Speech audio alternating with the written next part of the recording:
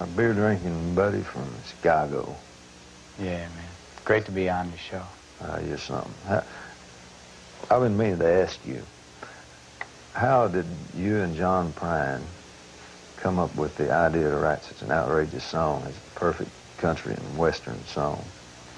Well, we were sitting in a hotel in New York City, and the song had a lot more verses before the maid came in the morning and wiped them off the wall. But those are the ones I can remember. And whatever we left out, we put in not too long after that, and David Allan Coe came and spent Christmas at my house one year. I wonder if he remembers that. And we, sat around singing songs. And he took that one home, and when he recorded it, he laid this beautiful rap in the middle of it about how I had told him that it was the perfect country song and everything. And I was really glad he did it once I realized what he'd done. He fixed it so that there was a way to record it, and he found a way to do it, It started as a joke, and he found a way to record it. Well, where did you get your inspiration to write the classic, The City of New Orleans? Well, right after I got married in 1970, we got on the train, my wife and I, to go to the Masons' home in downstate Illinois to see her 90-some-year-old grandmother so that Nancy could show old Granny who she married. And we took the city of New Orleans as far as Effingham. And, well, Nancy fell asleep, and I looked out the window, and I wrote down some stuff, and it rhymed. It didn't take too much more than that. About a half an hour. And, sometimes you get visited by songs. You really don't have anything to do with them. They just sort of show up. This train's got to disappear in the railroad blues. Great line. Well, it was right about the time that they were going to tear down the IC station, and they somehow managed to keep it open for a few more years before they did that. But I don't know why I got sentimental about an old stone building, but I did.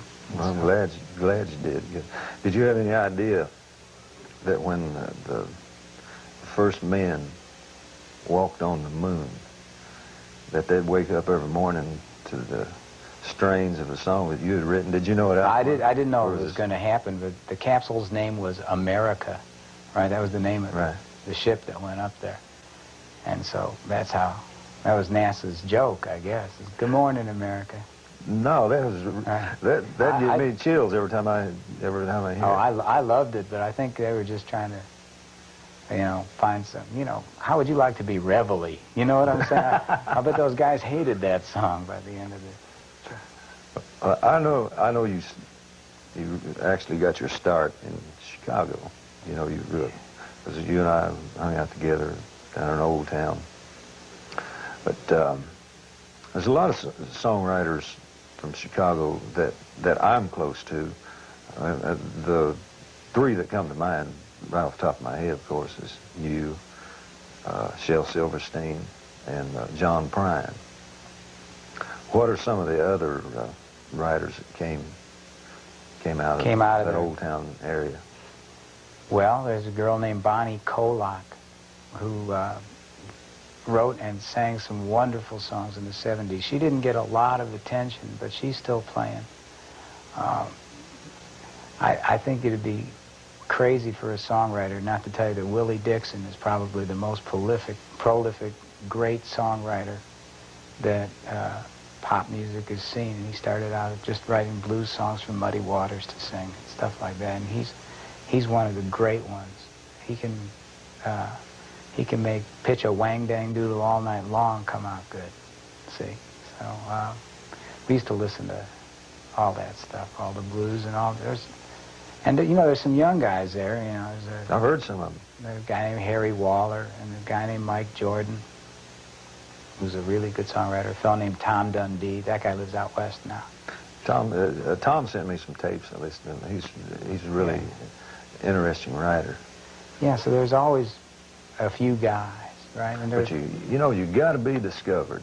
I mean, no matter how great your songs are, if somebody who can help you or is well connected enough to give you a hand, if they don't hear it, it seems like it's just hard hard to get your songs heard and hard to get people to take you serious. I know Christofferson had a lot to do with you and Prine.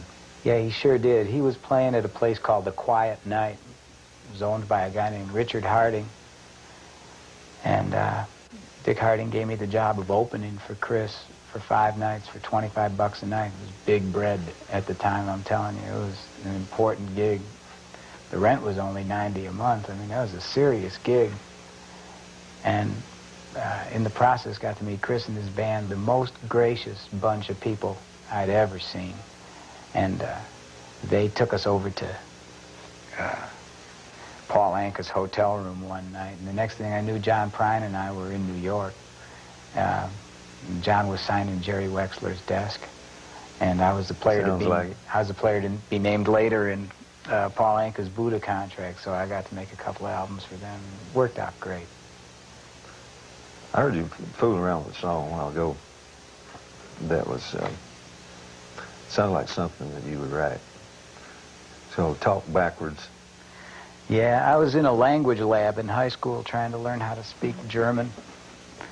Right? Der Kuh hat über der Fenster gejumped and their cabbage get damaged. Yeah. Right? Jawohl. Jawohl. Hooey. And I hated it, you know, and the tape would roll backwards, and I'd listen to that, and I tried to imitate that. So a guy named Mike Smith is a tremendous songwriter. Now, he and I made this up.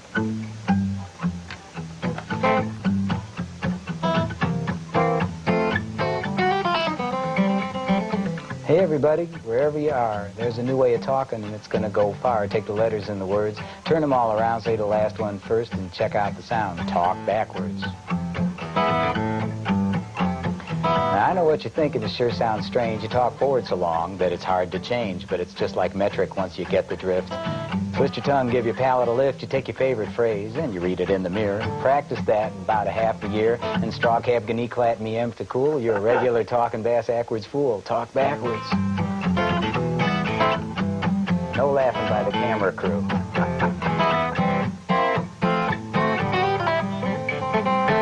The other night, I was walking down the street, saw someone I thought I'd like to meet. I said, "Excuse me, miss. Zer dat tat tat diggy roy sratzi milli ra. Needy roy tas tu tong debet." And I said, "Am I getting through to you yet?" She said, "You're a gent in the first degree, and I love it when you talk backwards to me. Talk backwards."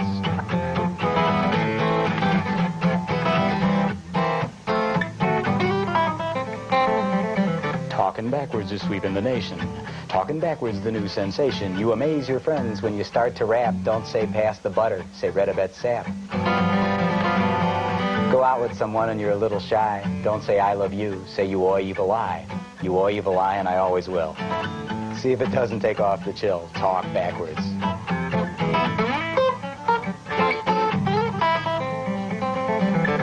Never can tell, but one of these nights, those who talk backwards will demand their rights. They'll rise up angry, and they'll get a solution in the form of an amendment to the Constitution that guarantees freedom of reverse elocution, and then every TV show that airs will have to be captioned for the forward impaired. Talk backwards. Here we go.